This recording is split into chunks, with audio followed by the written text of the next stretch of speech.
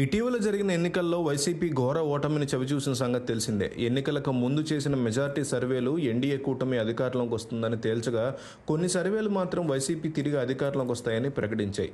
అలా ప్రకటించిన సర్వేల్లో ఆరా సర్వే కూడా ఒకటి. ఆరా సంస్థల అధినేత ఆరా మస్తాన్ చేసే సర్వేకి ఒక నిబద్ధత ఉంటుంది. ఆయన చేసిన సర్వే ఒక్కటి కూడా ఫెయిల్ కాలేదు. కానీ ఏపీలో తిరిగి జగన్ సీఎం అవుతారు అని ఆరా మస్తాన్ చెప్పిన అంచనాలు దారుణంగా తప్పాయి.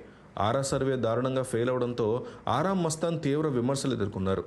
టీడీపీ, జనసేన నేతలు సైతం ఆరా మస్తాన్ని టార్గెట్ చేసుకుని విమర్శలు గుప్పించారు. ఏపీలో వైసీపీ 110 సీట్లు గెలుస్తుందని ఆరా మస్తాన్ తెలిపారు.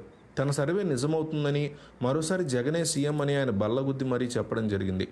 ఆరా మస్తాన్ సర్వే తర్వాత వైసీపీ అనుకూలంగా భారీ ఎత్తున బెట్టింగులు కూడా జరిగాయి. అయితే ఎన్నికల ఫలితాలు ఆరా సర్వేకి పూర్తి విరుద్ధంగా వచ్చాయి. కూటమి ఏకంగా 164 సీట్లతో విజయం సాధించింది. అధికార వైసీపీ కేవలం 11 సీట్లకే పరిమితమైంది. దీంతో ఆరా మస్తాన్ చేసినటువంటి సర్వే మీద రకరకాల అనుమానాలు మొదలయ్యాయి. జగన్మోహన్ రెడ్డి ఒత్తిడితోనే ఆరా మస్తాన్ వైసీపీకి అనుకూలంగా సర్వే రిపోర్ట్ని మార్చేశారనే విమర్శలు వచ్చాయి.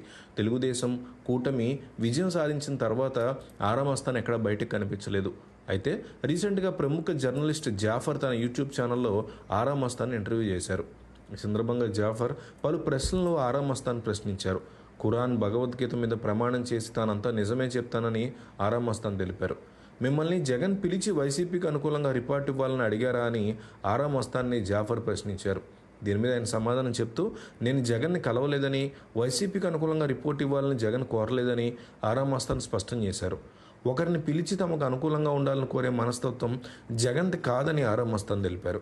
అలా చేయాల్సి వస్తే జగన్ చాలా మందిని వదులుకునేవారు కాదని ఆయన పేర్కొన్నారు.